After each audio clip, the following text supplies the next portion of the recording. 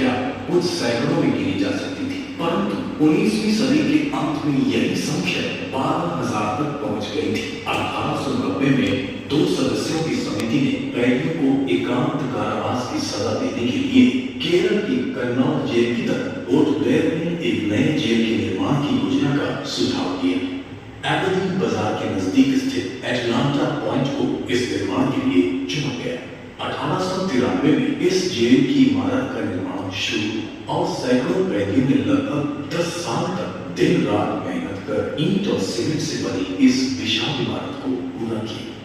डंडस point और navy बे भट्टी में टूटे हुए मोमों के टुकड़ों से बनवाई गई लगभग 3 करोड़ ईंटों का उपयोग इस जेल भवन के निर्माण में किया गया। इन ईंटों को जोड़ने के लिए सीमेंट की जगह गुड़ और सुर्खी नामक चूने का इस्तेमाल किया गया। इसकी स्थापत्य रचना और भीमाकार आकार इस भवन का एक अत्यंत आश्चर्यजनक पहलू रहा।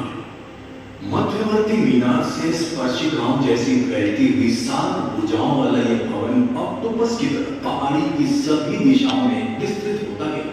हर भुजा में 3 मंजिला थी, जिसके लंबे गलियारों के साथ एक कतार में कोठरियां बनाई गई थी। इस जेल में एकांत कारावास के लिए 693 सेल्स मतलब कोठरियां थी और इसीलिए इस जेल को सेलुलर जेल कहा। हर कोठरी का आकार 13.5 फुट गुना 7.5 फुट और उसमें 1.5 फुट चौड़ी खड़िया रखी थी। इससे हमें आसानी से पता चल जाता है बंदियों के लिए कम से कम सुविधाएं उपलब्ध करने की भरपूर कोशिश की गई थी। कोठरी में खाना खाने के लिए एक लोहे के बर्तन के अलावा और कुछ भी सामान नहीं था, जिससे इस बर्तन में अक्सर जंग लग जाती थी, जिससे विषाक्त भोजन का खतरा बना रहे।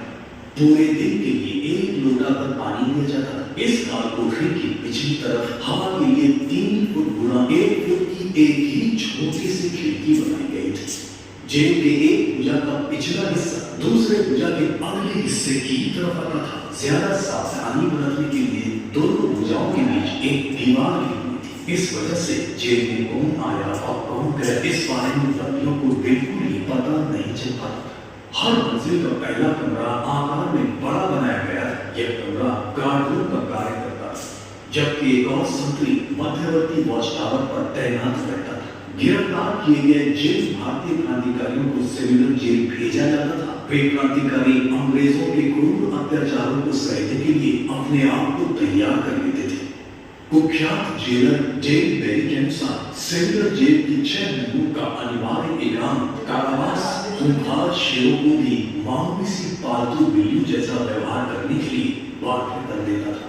इस जेल में घोर यातनाएं सहने के बाद छोटे अपराध के लिए पकड़े गए अपराधी 18 महीने के लिए अन्य जेलों में भेज दिए जाते थे, जहां अधिकारियों की निगरानी में उनसे कम कठिन कार्य करवाए जाते थे। परंतु समर्पित राष्ट्रवादी क्रांतिकारियों को सेलुलर जेल में ही रखा जाता था। इस जेल का सबसे महत्वपूर्ण चरण रहा 1909 से 1921 और दूसरा महत्वपूर्ण चरण था 1932 से 1938 के बीच का। अलीपुर षड्यंत्र मामला, नासिक षड्यंत्र मामला, प्रथम लाहौर षड्यंत्र, चिटगांव आर्मोरी मामला, आंध्र फ्रांतीय साजिश मामला, बनारस षड्यंत्र मामला, बुगावी का रंपा विद्रोह और मालाबार का मोगरा विद्रोह आदि जैसे अंग्रेजी सरकार विरोधी विभिन्न मामलों में अहम भूमिका निभाने वाले भारत भर के क्रांतिकारियों को यहाँ निर्वासित कर दिया गया था।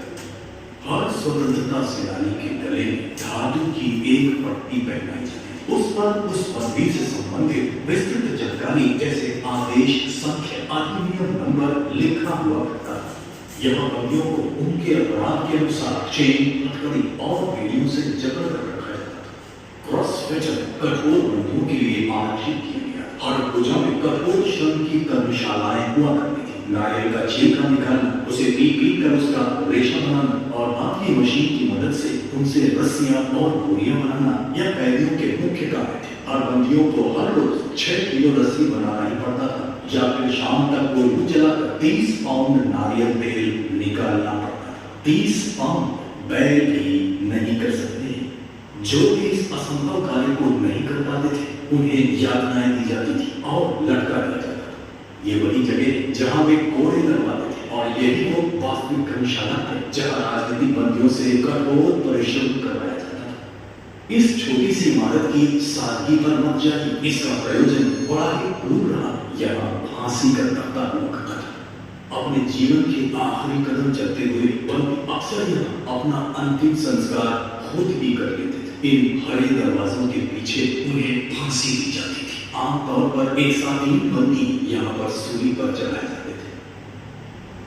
जैसे ही मध्यवर्ती निगरानी टावर से सायरन बजता था, वैसे ही बंदरगाह के पास चलने वाली नौकाओं को पता चल जाता था कि आज वे 3 बंदी श्रीनगर जेल की भेंट चढ़ गए।